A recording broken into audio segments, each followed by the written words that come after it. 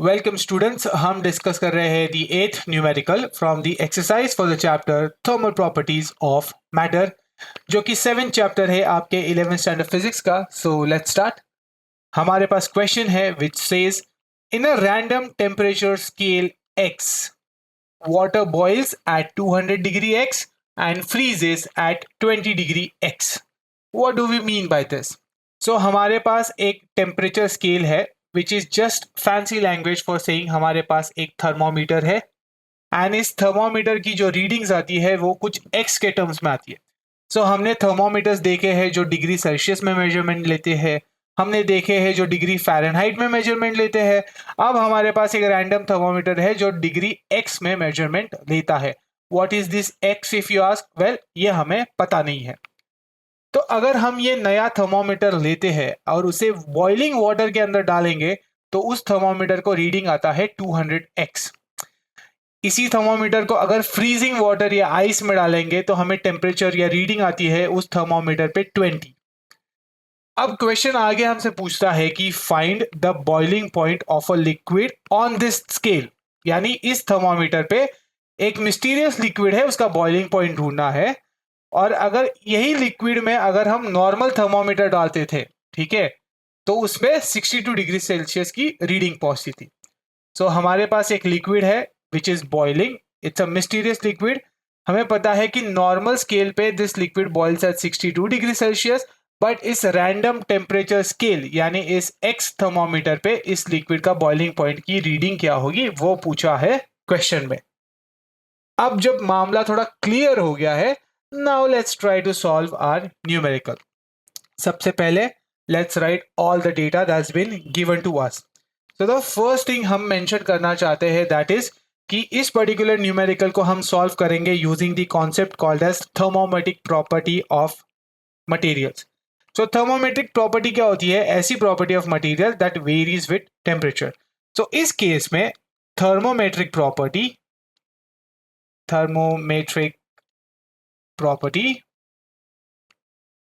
जिसको हम P से डिफाइन करते हैं is the temperature of a random scale. So temperature of random scale.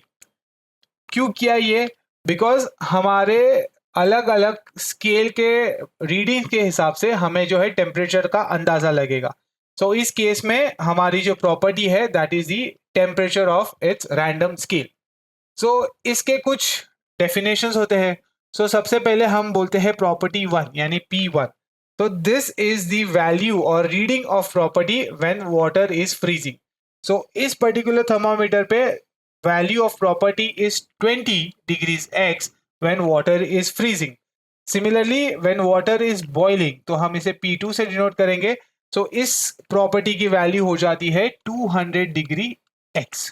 ठीक है, इसके अलावा हमें एक और क्वांटिटी दिया है and this quantity is the temperature, the corresponding temperature in degree Celsius at which our liquid is boiling. तो इस टेम्परेचर का दिया है हमें the value as 62 degree Celsius. Now हमसे पूछा है to find the value of the property, thermometric property मतलब temperature on this scale at boiling point of this liquid और एट करस्पॉन्डिंग टेम्परेचर। सो हमसे पूछा है the value of are property. So हमसे पूछा है the value of property Pt at our corresponding temperature and this is the reading of boiling liquid on random temperature scale. Okay, so this we denote it as Pt. The formula, अगर आप thermometric properties को study करोगे, the formula is said to be corresponding temperature T is equal to 100 into Pt minus P1 divided by P2 minus P1. Here P1 is the value of the property when water freezes, P2 is the value of property when water boils, and Pt is the value of property that is corresponding to the temperature given, and T is of course the corresponding temperature. यहाँ पर हमारे पास T की value given है P1 की value given है, P2 की value given है, Pt की value is unknown, but P2 की value is what we have to find. So if we substitute all the given values, we will find the Pt का value. So the only thing that's left is the substitution. So calculation पे हम लिखेंगे from formula number 1. So from formula 1, I can say the temperature, which was 62 degrees Celsius in this case, is equal to 100 minus Pt is unknown to us. We keep it as it is. P1 ka value is said to be 20 divided by P2 was 200 minus P1, which is 20 again. So if we were to simplify this, so we can say 62 into is equal to 100 into Pt minus 20, and 200 minus 20 gives us 180. So हम क्या कर सकते हैं, हम एक zero, so एक zero from the numerator and एक zero from the denominator हम यहाँ पे cancel out कर सकते हैं, and then we can do 2 5s are and 2 9s are. ठीक है, and then हम जो है terms को थोड़ा shift कर देंगे. So I can say 62 into 9 is equal to 5 into Pt minus 5 into 20.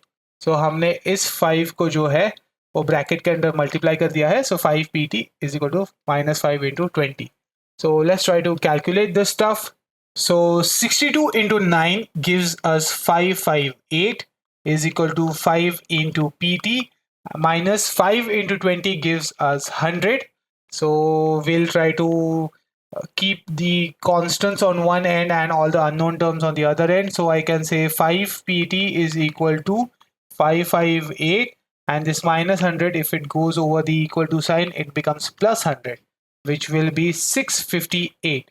So from this I can say the value of Pt, that is the reading of our random temperature scale in boiling liquid, is 658 upon 5. And if you were to solve this, so you'll have to use logs. So let me just mention, use logs, or you can actually directly calculate it as well, but I'm just going to write it. So use logs, and if you were to solve this, you would find the value of Pt as 131.6 degree X, because that is the unit in which we measure the temperature, because पूरा का पूरा जो measurement चल रहा है वो random scale X के लिए ही चल रहा है. So that's it. That was the answer. If you want the PDF of the solution, make sure to check the description. Have a nice day.